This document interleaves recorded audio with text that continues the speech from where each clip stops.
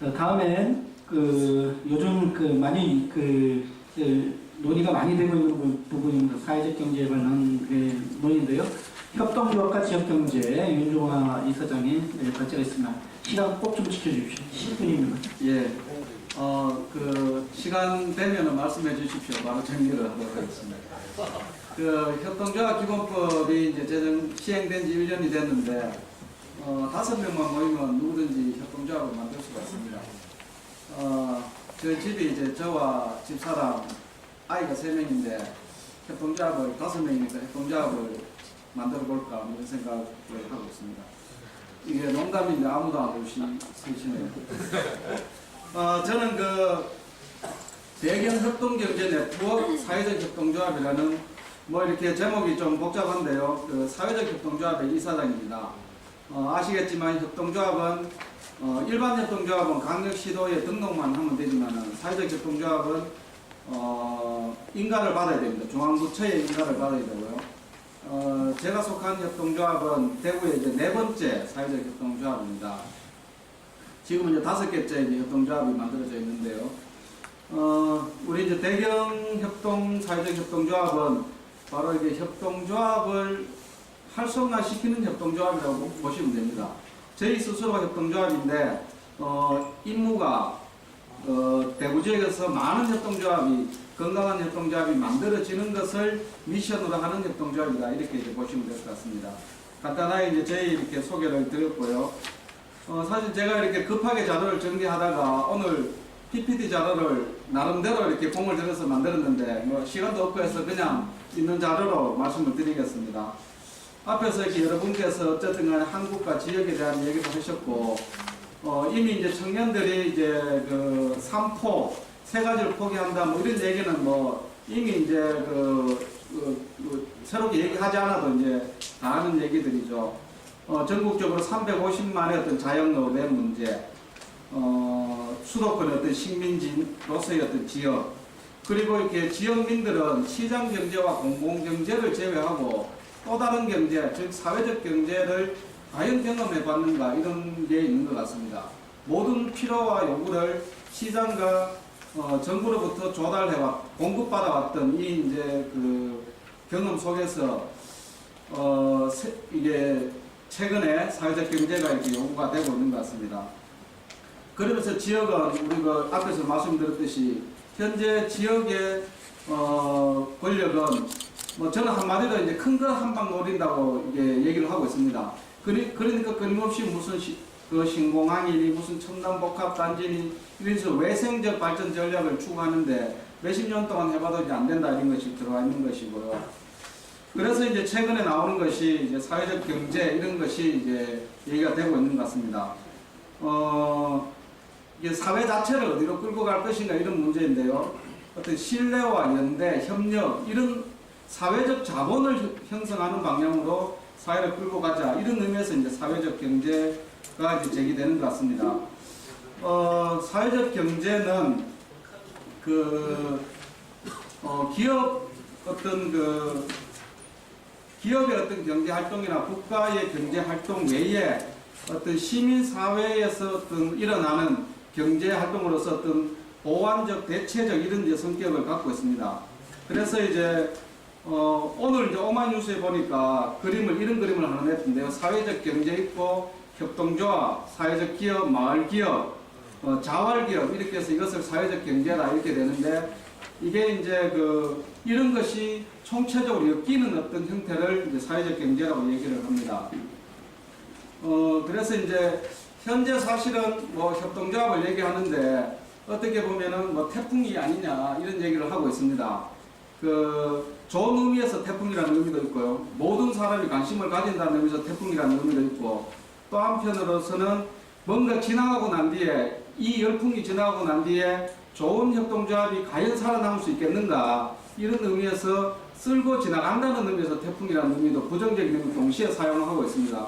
저도 상당히 좀 긍정과 부정적인 생각을 동시에 이제 갖고 있는 그런 이제 상황입니다. 최근에 이제 대구 지역의 사회적 경제 상황을 제가 통계를 좀 가져와 봤는데요.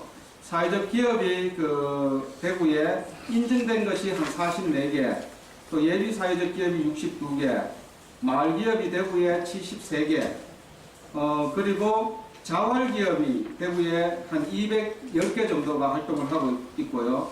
1,400여 명이 참여를 하고 있습니다. 그리고 저는 가장 중요하게 보는 것이 이미 사회적 경제로 진입한 어떤 모델만이 아니라 앞으로 진입할 수 있는 다양한 어떤 풀뿌리 단체라든가 이런 어떤 그 동네 단위에서 일어나는 풀뿌리 활동들, 이것이 앞으로 이렇게 사회적 경제 조직으로 전환할 수가 있는데요. 이런 것이 굉장히 중요하다고 이렇게 볼 수가 있습니다.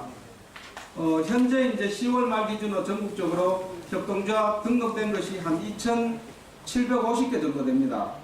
사회적 협동조합이 한 91개 정도인데요. 대구를 보면은, 대구는 강주, 인구가 적은 강주, 전라도보다 협동조합 설립률이 더 낮습니다. 대구가 112개인데 강주가 239개, 그리고 전북이 179개, 전남이 113개 등 인구가 적은 도시보다도 협동조합 조직률이 더 작은 것을 알 수가 있습니다. 그리고요, 대구 지역 협동조합을 제가 이게 통계 자료를 좀 보니까 현재까지 만들어진 112개 협동조합의 총 자본을 모아보니까 한 20억 정도밖에 되지 않습니다. 그리고 평균 출자 총액이 한 1,700만 원 정도. 그래서 최저 출자액이 보니까 25만 원짜리 협동조합도 있고 최고가 한 1억 4천만 원짜리 협동조합이 있습니다. 이는 전국 평균 한 2,100만 원에 비해서 상당히 낮은 이런 어떤 그 출자 금액을 보이고 있고요. 이는 이제 향후에 과연 이것이 그 사업을 수행할 수 있는 최소 물적 토대가 형성되었느냐 이렇게 볼 수가 있는 것 같습니다. 그렇게 이제 봐야 될 것 같고요. 사회적 협동조합은 지금 5개밖에 되지 않는데 이것은 공익추구형 사회적 협동조합에 대한 관심이 그만큼 이제 저조한 것이 아니냐 이렇게 볼 수가 있는 것 같습니다. 그리고 일반 협동조합의 그 통계를 보면은 사업자 협동조합 비율이 굉장히 높습니다. 또 이것은 그 공동구매, 공동판매, 공동사업장 운영 등 좀 편한 영역으로 협동조합이 많이 만들어지고 있는데 애초에 직원협동조합, 노동조합동조합이 많이 만들어질 것이라는 예상과는 다르게 일단 자영업자의 어떤 그 문제를 반영하는 것이 아닌가 저는 그렇게 보고 있습니다. 그리고요. 그래서 이제 몇 가지 정책을 좀 제안을 좀 드리면은 일단은 사회적 경제 협동조합은 지역의 풀뿌리 경제에 기반한 경제 모델로 구축을 해야 된다 이렇게 이제 볼 수가 있습니다. 두 번째는 사회적 경제 정책이 좀 융합되어야 될 것 같습니다. 사회적 기업과 마을 기업 그리고 자활 기업 협동조합 등 이제 분리되는데 이것을 융합적으로 봐야 될 것 같고 특히 중요한 것은 협동조합들 간의 어떤 네트워크 구축을 비롯한 어떤 생태계 구축 방향으로 이것을 이렇게 면밀하게 짜줘야 그 협동조합이 활성화될 수 있지 않겠는가 싶고요. 특히 이제 지방정부 경제정책 내에서 협동조합이 차지하는 위상을 그 정책 내의 위상을 강화시켜야 된다 이렇게 볼 수가 있습니다. 그리고 저는 협동조합을 위해서 이렇게 뭐 정당이든 시민사회든 전략적 접근이 필요하다고 보는데 이펙트가 큰 영역을 중심으로 협동조합을 만들어야 된다고 봅니다. 저는 뭐 술자리에서 그런 얘기 했는데 대구백화점을 협동조합으로 바꾸자, 시내버스 큰 거 중에 몇 개를 협동조합으로 바꾸자, 택시를 협동조합으로 바꾸자 이런 얘기 했는데 시민생활과 밀접한 관계된 영역을 중심으로 상징적인 협동조합을 만들어내야 되지 않는가 이런 생각을 해봅니다. 그리고 또 한 가지는 그 선배 협동조합, 즉 농협이나 신협이나 마을금고 등에서 이런 선배 협동조합이 협동조합 기본법에 의해서 만들어지는 후배 협동조합을 성장시키기 위한 기금이라든가 뭔가 교육이라든가 이런 지역 차원에서 네트워크를 만들어내는 작업, 이것이 굉장히 이제 중요한 영역이 아닌가 싶습니다. 지방정부에서는 간접적 지원인데요. 어떤 금융을 통한 특히 이제 선배 협동조합들로 하여금 기금을 조성하게 하고 이를 후배 협동조합들에게 뭔가 이렇게 이전되게 하는 이런 어떤 기금 조성 활동을 지방 정부가 적극적으로 해야 될 것 같고요.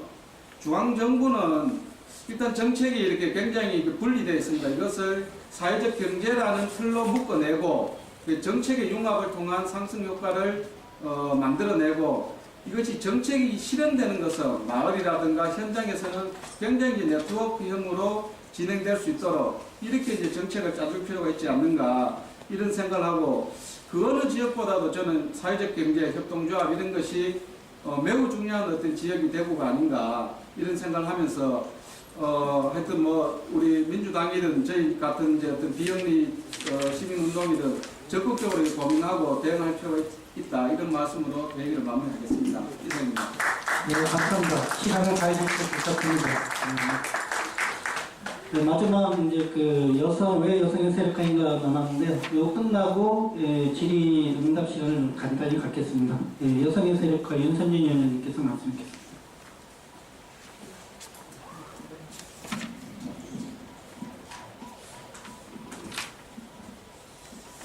예, 안녕하세요. 윤선진입니다.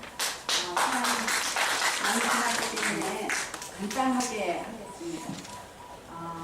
우선 왜 여성의 세력화인가 라는 주제를 여성 정책 발표의 주제로 잡았느냐 하면, 여성의 세력화는 남성의 세력화와 어떻게 다른가에 대한 개념을 가지고 내년 지방선거에 임한다면 절반이 넘는 유권자가 여성이라는 사실을 감안할 때 분명히 한 번쯤은 짚고 넘어가야 할 주제가 아닌가 싶어서 이렇게 주제를 잡았습니다. 우선 그 정치라고 하는 것이 공동의 선을 위한 삶을 규정하고 제도적인 틀을 만드는 역할을 하는 것이라면, 그 공동선을 추구하는 사회를 만드는데 남성, 여성의 구별이 있을 수 없습니다. 그런데 그럼에도 우리 현재 민주주의 헌정체제를 누리고 있는 이러한 개념이 있음에도 불구하고 정치 조직에서는 여성은 그 중에 일부분이라고 하는 것이 현실적으로 나타난 비율입니다. 그래서 유권자의 절반인 여성을 대변하기 어렵다라고 저는 진단을 했고, 이러한 문제를 극복하기 위해서는 여성 스스로 문제를 인식하고 필요에 따라서 조직화하는 것이 아니라 조직을 위한, 쓸모를 위해서 세력을 만드는 일이라면 여성의 세력화는 반드시 필요하다, 이렇게 문제를 짚고 넘어가야 할 겁니다. 이제는 여성의 표를 무시해서는 선거에서 절대로 이길 수 없습니다. 그 근거를 조목조목 살펴보겠습니다. 우선 대구도 이제는 여성의 세력화가 필요하다라고 전제를 하면서 그 이유로 여성의 유권자가 남성의 유권자보다 많습니다. 2011년 대구의 여성 성비가 50%를 드디어 넘었습니다. 그래서 50.02%로 남성보다 여성이 높은데, 12개 지역구가 있고 또 7개 구가 있는데, 7개 구 중에 여성의 성비가 남성의 성비보다 높은 지역이 동구, 서구, 북구, 달서구, 달성군입니다. 65세 이상 노령 인구도 여성이 12%, 남성이 8.14%로 전국 평균 10.07%에 비교해보면 여성이 훨씬 많습니다. 또한 2002년도 대통령 선거 때 여성 선거인 수를 남성 선거인 수와 비교했을 때 60만이 더 많았다고 합니다. 이렇게 여성 유권자의 수가 많다는 것은 여성의 문제가 선거 이슈가 되기에 충분하다는 의미라고 봅니다. 절반이 넘는 여성 유권자가 있음에도 목소리를 내지 않는, 아직도 소수자로 취급되는 것은 우리 사회에 자리 잡고 있는 성역할에 대한 고정관념이 깊숙이 깔려있는 것이 아닐까 하는 생각을 합니다. 여성의 문제를 정치적 의제로 만들어내는 일이야말로 다음 선거에서 우리 지역에서 꼭 필요한 일이 아닐까 봅니다. 또한 여성들의 삶이 불안합니다. 그 불안은 이유가 있습니다.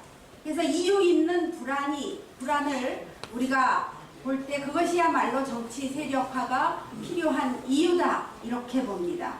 그래서 그 첫 번째 이유는 요즘 여성들이 늦게 결혼하는 추세고 출산을 낮게 하는 아니면 자식을 두지 않는 직장 여성들이 늘어나고 또 자녀를 가진 경우에도 자녀 교육에 대한 책임을 여성들이 지고 있습니다.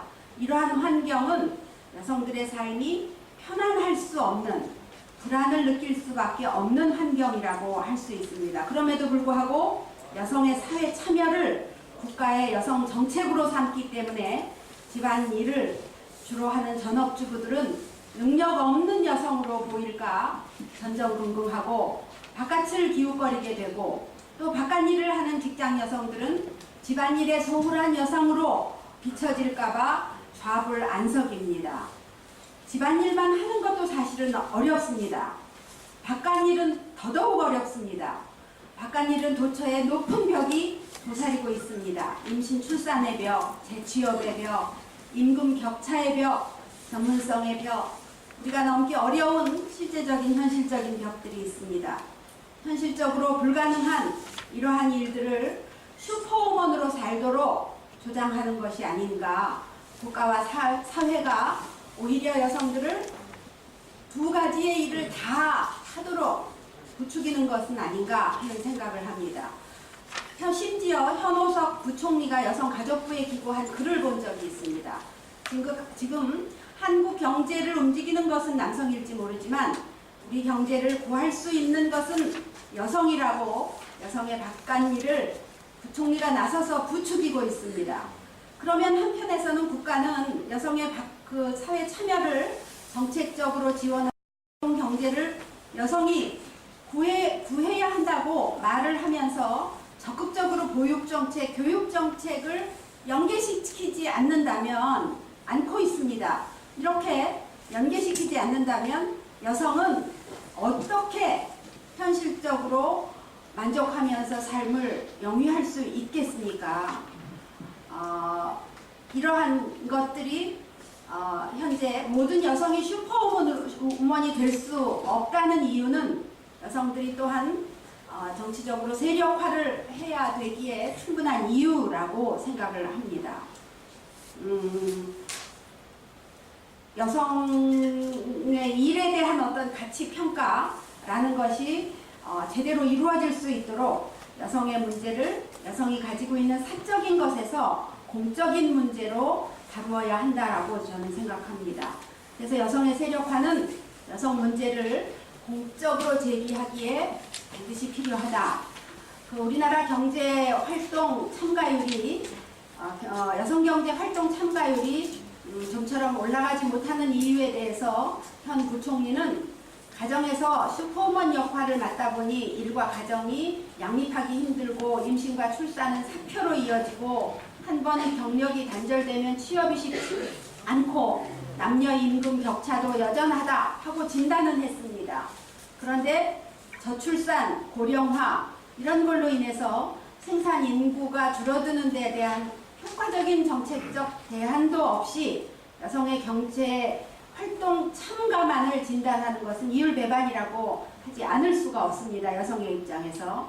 여성의 이유 있는 이러한 삶에 대한 불안은 여성이 연대하여 문제를 수면 위로 드러내고 또 여성이 경제 활동을 할 수 있고 또 집안에서의 삶을 영위할 수 있도록 제도와 정책을 만들 것을 요구하는 것은 여성들이 세력화를 반드시 이루어야만 가능하지 않은가라고 생각합니다. 또한 여성의 세력화라고 하는 것은 기존의 세력화, 남성의 세력화와 무엇이 다르겠습니까? 분명히 다릅니다. 일반적으로 생각하기에 힘이나 세력이라고 하는 것은 권력을 갖고 지배 세력을 통해서 피지배 계층을 지배하려는 속성이 속에 들어 있습니다. 일반적으로 남성의 힘이나 세력은 권력을 상징합니다. 그러나 여성의 세력화는 좀 다르다고 생각합니다. 여성주의라고 하는 것은 여성적 가치관을 바탕으로 합니다. 여성적 가치관은 자궁과 가슴에서 시작합니다. 자궁은 생명이 잉태되는 곳이고 가슴은 인간 애가 피어나는 곳이어서 생명의 탄생, 신의 영역만이 할 수 있는 신을 대신해서 생명을 탄생시키는 모체 여성, 모체 모성, 생명 이러한 것들이 온전하게 생존할 수 있는 평화로운 환경을 의미합니다. 그래서 어머니의 삶이라고 하는 것을 전제로 하는 여성의 세력화, 이것은 분명 기존에 있는 세력화와 다르다고 생각합니다. 그 어머니에게 자식 키우는 일이다 싶으면 어머니에게는 물불을 가리지 않는 헌신성이 있습니다. 그 헌신은 자신이 가치 있다고 여기는 어떤 대상을 몸과 마음을 다해서 돌보는 것인데, 우리가 이 어머니의 헌신성을 여성의 세력화와 연계해서 정치적으로 연결시킬 수만 있다면 굉장한 그 정치적인 큰 변화가 있지 않을까 하는 생각을 합니다. 어머니가 자식을 생각하는 마음이 모여서 그 여성의 세력화를 이룬다면 아마 기존의 그 권력이 지배하는 세력화와 차별화된 여성의 세력화의 모습을 볼 수 있을 거라고 생각을 합니다. 또 실제적으로 지역에서 여성의 유권자가 정치 지형을 바꾼 사례가 몇 가지 있습니다. 그래서 서구에서 있었던 사례를 좀 말씀드리면, 지난 지방선거에서 무소속 후보가 구청장에 선출되었습니다. 여러 차례 선거에 나온 서중현 후보에 대해서 지역 여성 어르신들의 긍정적인 표심이 움직였다는 분석들을 합니다. 그때 서구에서 할머니들 사이에서 회자됐던 말들이 있습니다. 골목골목 열심히 인사하고 다니는데 한번 찍어줘야 안 되냐, 구청장 한번 해야 안 되냐, 이런 말들이 있었는데 결국 그분이 구청장으로 당선됐습니다. 그러나 구청장의 임기를 채우지 않고 19대 국회의원 선거에 출마했을 때는 여지없이 지지를 참여했습니다. 저는 여성 어르신 유권자들의 선택이 선거 당락에 영향을 미쳤다고 생각합니다. 또한 서구에서는, 서구를 좀 분석해보면 자녀 교육을 위해서 지역의 소중앙, 우리 대구 지역의 소중앙 하면 수성구, 달서구를 얘기합니다. 서구에 있는 젊은 엄마들이 아이들 교육을 시키기 위해서 이주를 하고 있습니다. 자녀 교육에 대한 역할은 주로 어머니들의 영역이기에 취학기 자녀를 둔 가정이나 상급 학교 진학을 앞둔 자녀가 있는 가정에서는 아이들 교육을 위해서 이주합니다. 지방에서는 중앙인 서울로, 대도시에서는 외곽도시에서는 대도시로 이주하고, 대도시는 교육 특구 지역이 형성되어 있어서 대도시의 소중앙으로 이주합니다. 서구 역시 이런 이주 현상으로 인해서 서구 지역이 보수화 경향이 심화됐고, 젊은 학부모 세대가 이주했기에 지역이 노령화 되는 것을 굉장히 증폭시켰습니다. 이 선거의 지형을 젊은 어머니들이 바꾼 사례라고 생각을 합니다. 이렇게 젊은 세대가 이주했기에 지역의 그 노령화뿐만 아니라 소비를 감소시켜서 재래시장이 다 죽었습니다. 그래서 서구 지역의 경제, 오히려 그 지역 경제를 악화하는 역할까지 했다고 볼 수 있고, 인구가 줄고 있어서 지역 공동화 현상이 일어나고 있습니다. 이러한 것도 여성 유권자가 정치 지형을 바꾼 사례라고 생각합니다. 또 전국적으로는 지난 소고기 수입 반대 촛불 집회에 유모차를 끌고 나온 젊은 엄마들이 있었습니다. 이것 또한 젊은 엄마들이 만들어낸 세력화의 한 모습이 아닌가 하고 생각을 합니다.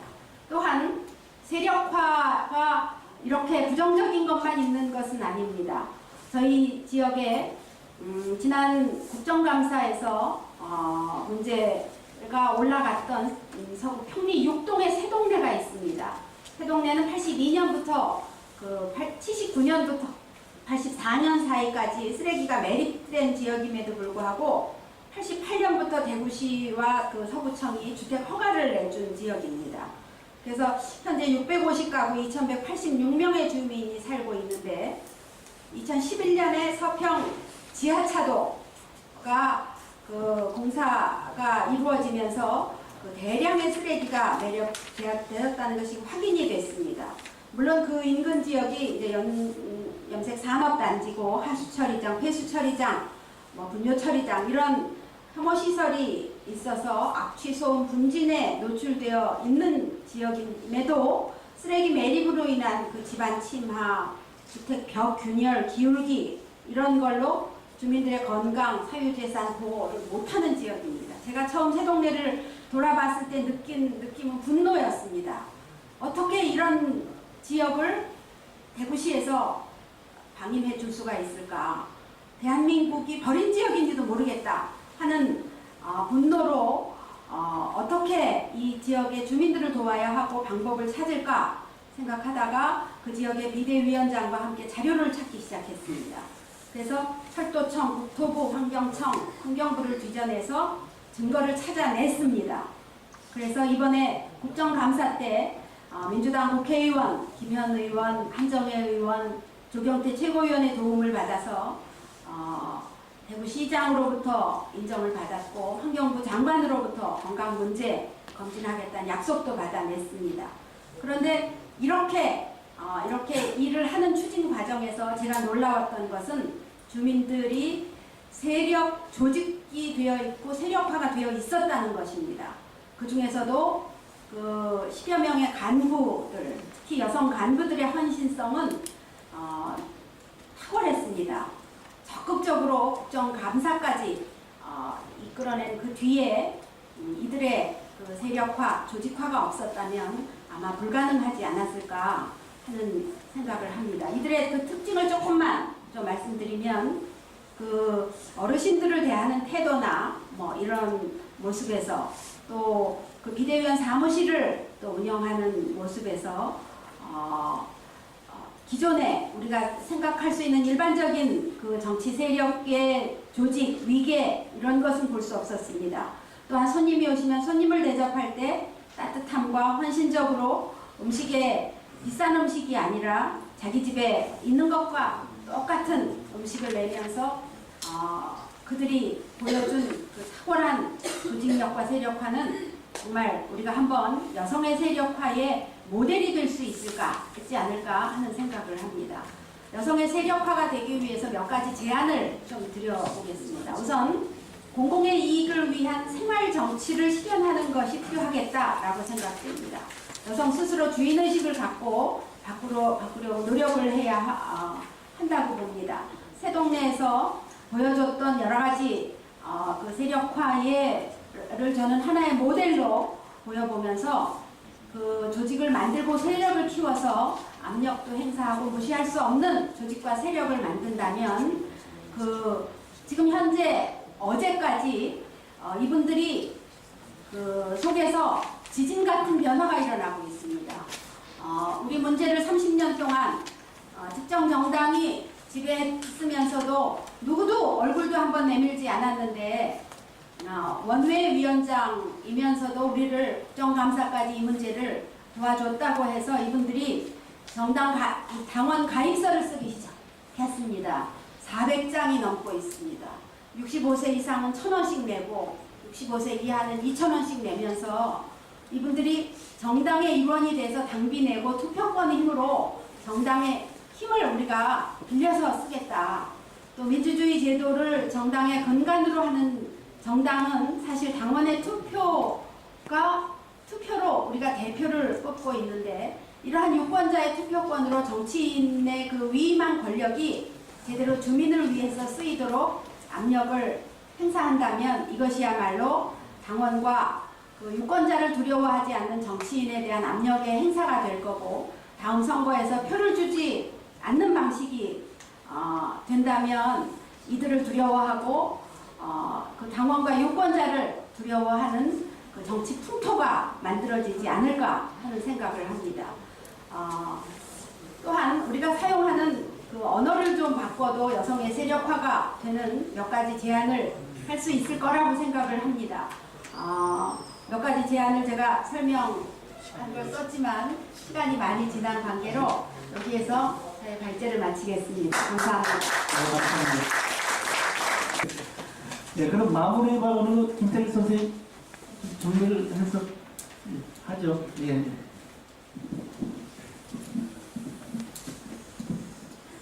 사실 오늘 그 발표 파일을 하나 더 가져온 게 있는데, 지금 현재 여론 동향과 민주당이 뭐 어떻게 해야 될 것인가 그것에 관한 것이었습니다. 그 내용은 이런 겁니다. 아까 우리 이국은 교수님이 충분히 그 점을 강조를 하셨지만 이제 민주 반민주 이 구도로 지방선거 갔다가는 뭐 실패하는 것은 의미 없고요. 또 특별히 대구 경북 지역에서는 뭐 더 말할 나위도 없습니다. 빨리 그렇다고 물론 우리가 이것을 원해서 하고 있는 건 아니지만 어쨌든 이것을 막 차고 나와서 그 사회 경제적인 의제를 중심에 놓고 새누리당과 한판 승부를 하면 충분히 이길 가능성이 있다 하는 뭐 그런 여론조사 보고서였는데 제가 소개해드리지 못했습니다. 특히 아까 양승조 최고위원님 말씀도 있었지만 그 박근혜 정부가 이 공약을 지키지 않은 여러 가지 사안들은 국민들이 굉장히 실망하고 분노하는 바입니다. 기존의 민주 반민주 문제나 뭐 안보 문제는 각자의 자기 정치 세력을 강화하는 강화 효과는 있지만 지지하지 않거나 망설이는 사람들을 전환하는 효과는 없는 것이 분명합니다. 그런 전환 효과의 힘을 가진 것은 복지 문제를 비롯한 사회경제적 의제들인데 특히 우리 대구 경북이 선거를 준비하는 과정에서 그런 점은 민주당 전체가 직면하고 있는 문제보다 더 절실한 것이니까 대구시당이 그런 의제 개발에 더욱더 매진해 주실 것을 관전자로서 당부드립니다. 고맙습니다.